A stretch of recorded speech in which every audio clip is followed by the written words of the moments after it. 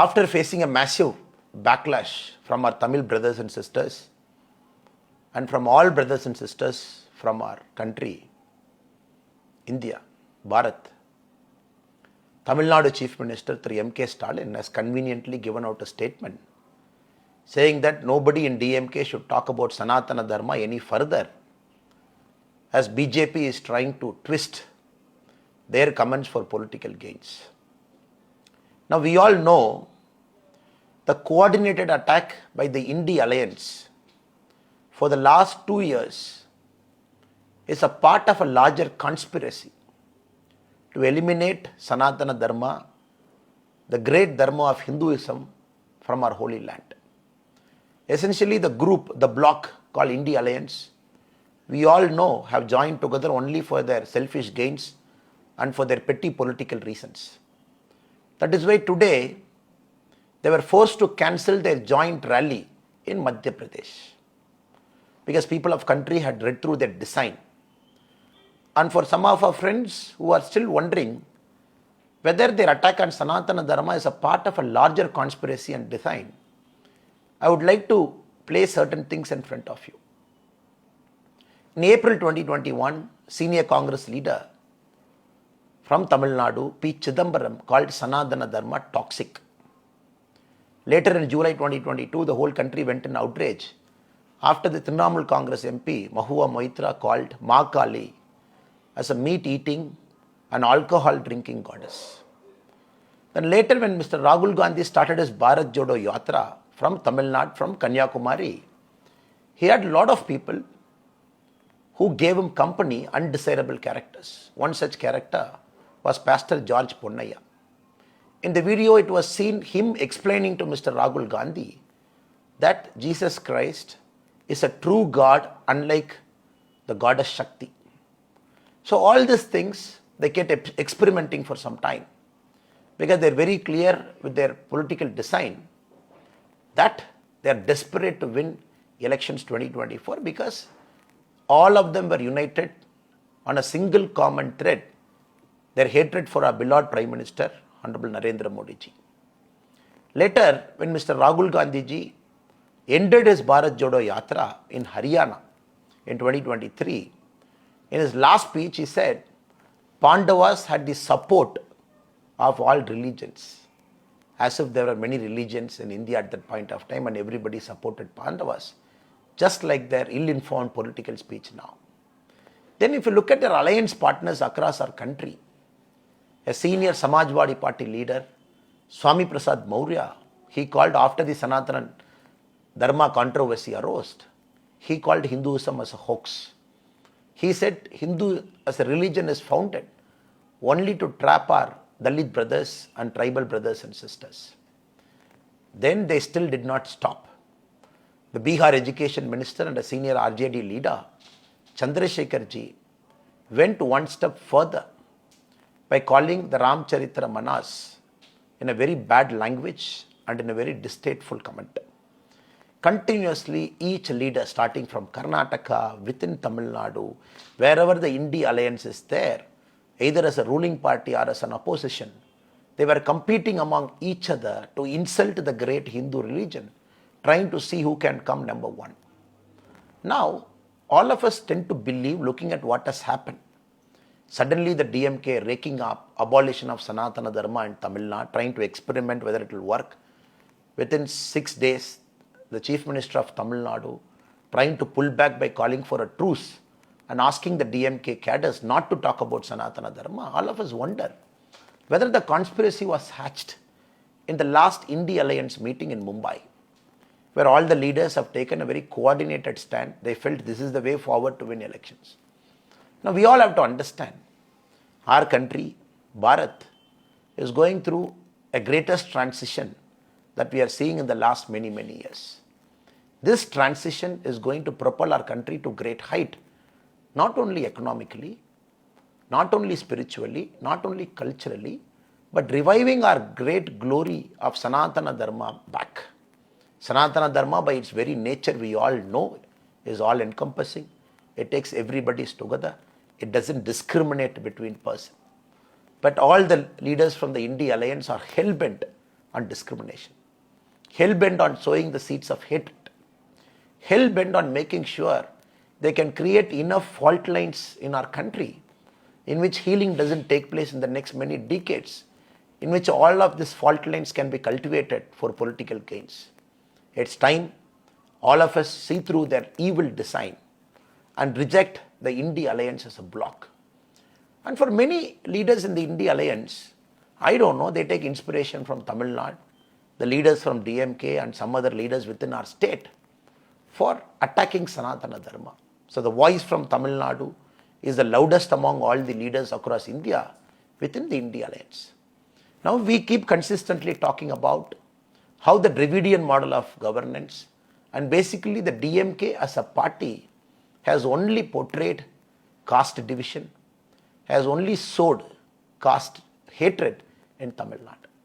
Now in the last survey done by the Tamil Nadu Untouchability Eradication Forum, where they interviewed 386 panchayat leaders from the Dalit community, 22 leaders out of the sampled 386, they said that they are not allowed to host flag within their panchayat limit areas, be it an Independence Day or any other important function.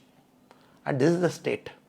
And they have detailed 17 forms of discrimination where each of these panchayat leaders they face, right up to not allowing to have a name board there.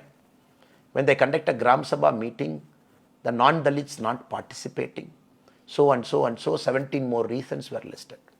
That is why this year the Tamil Nadu government was forced to send a chief secretary to a village to host a flag where a panchayat leader from the SC community wasn't allowed to host a flag. That is the sad state of affairs. In the last report tabled in the parliament by the Ministry of Home Affairs in 2022, talking about the caste-prone areas, districts in Tamil Nadu. Tamil Nadu, out of 38, 37 districts are labelled as caste-prone. More than 385 villages are labelled as caste-prone sensitive villages. That is why we see every single day in Tamil Nadu, in one part or the other, we see a caste-based grueling murder. In a place in Pudukkottai, almost 9 months back, a human feces was mixed with the drinking water in the water tank. The Tamil Nadu government is yet to arrest the accused, and they talk about social justice and other things. In Tamil Nadu, we all know, especially after the DMK has come to power, or the DMK has been founded as a party right from 1949, they were experimenting this, and sometimes they have succeeded also. They were able to create enough fault lines in our society, and they were able to reap those fault lines for political gains. Now DMK is hell-bent through the I.N.D.I alliance to export this model of hatred across India. That is why after Mumbai, we are seeing a coordinated attack where one party leader in the I.N.D.I alliance is competing with the other in talking very stupid things about, without even understanding about, or without even acknowledging what Sanatana Dharma has done for the progress of our civilization. Now, the event getting cancelled in Madhya Pradesh clearly shows that the people of Bharat are united. They have seen through the evil design, they are questioning, and that is why recently, when the I.N.D.I alliance, the forum that is supposed to take part in the media debates, when they blacklisted more than 15 journalists, and very clearly we could see their evil design. They don't want to face uncomfortable question in the media, when especially the media anchors question Sanatana Dharma. If the I.N.D.I alliance is trying to label one anchor, trying to pigeonhole that anchor into a box called Sanatana Dharma, they are sadly mistaken. Those anchors have raised the voice of common man for a pretty long time, and they are not ready to face the uncomfortable questions raised by those anchors, and simply they have labeled all those anchors as promoting Sanatana Dharma, whereby they will not take part in their debate. So consistently, very clearly, event after event, we see their evil design. They are trying to build a larger narrative that Sanatana Dharma is harmful to our country. So this is the time we should remain very guarded, keep these evil forces at bay, not even give an inch for these evil forces to come back and de-seat our country and take our country backwards, which our Honorable Prime Minister Narendra Modi ji is trying his best with all his might and power to take India back to its glory. Now I want to ask a simple question to my friends from I.N.D.I Alliance, especially to my DMK friends who talk about the illness of Sanatana Dharma and the Dravidian movement and other things. They have tried to abolish Sanatana Dharma, this and that. We all know Raja Ram Mohan Rai ji. In 1829, petitions after petitions he brought in, whereby he was very vociferous against the practice of sati, and the sati got abolished. Conveniently, the later Lutyens, Delhi historians and the Tamil Nadu, the Dravidian historians, they've forgotten Raja Ram Mohan Ji's contribution, and they talk only about a British viceroy who was there, who abolished sati. Likewise, if we talk about the Child Marriage Act, who played a major role to increase the age of a woman to get married? We all know it is P.M. Malabari ji from Gujarat. 1880, he played a major role. 1891, when the first draft law came, it had his stamp of signature to increase the age of women getting married. When widows were ill-treated, unfairly, not allowed to get married, who gave a voice to them? It is Pandit Ishwar Chandra Vidyasagar ji in 1856. He was very instrumental in getting that act for the Widow Remarriage Act, who is now trying to make sure the marriageable age of women can go up to 21.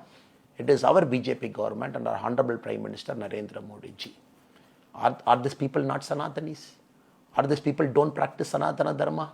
Even in Tamil Nadu, where the very first temple entry movement, for many people, for those people for whom temple entry was denied, who led that movement? It is Vaidyanatha Iyer ji, it is Rajaji Avargal, it is Pasumbon Muthuramalingam Devar Avargal. They were the people who led the temple entry movement in the Madurai Meenakshi Amman Kovil. Conveniently, after 1967, when DMK came to power, all the history books were rewritten and all their names were not there. It was shown as if only certain people belonging to the Dravidian movement were instrumental in taking people into the temples. Hitherto, they were not allowed to enter till then. Now, this is a large part of evil design. History books were rewritten for a long time, and even in Tamil Nadu for a pretty long time, the historians with the Dravidian character have completely messed up. They have completely rewritten what has happened, especially between 1900 and 1940. Now, this is something that BJP government, Honorable Prime Minister Narendra Modi ji is trying to undo all the damages the Lutyens historians have done for India. It will take some time. The work is on. We are also waiting and watching that the old history, the original history will be rewritten back, and at least our children will be able to read that. So I would like to make an appeal to my friends from DMK that since you have learned a very hard lesson now, touching Sanatana Dharma will backfire on you very badly.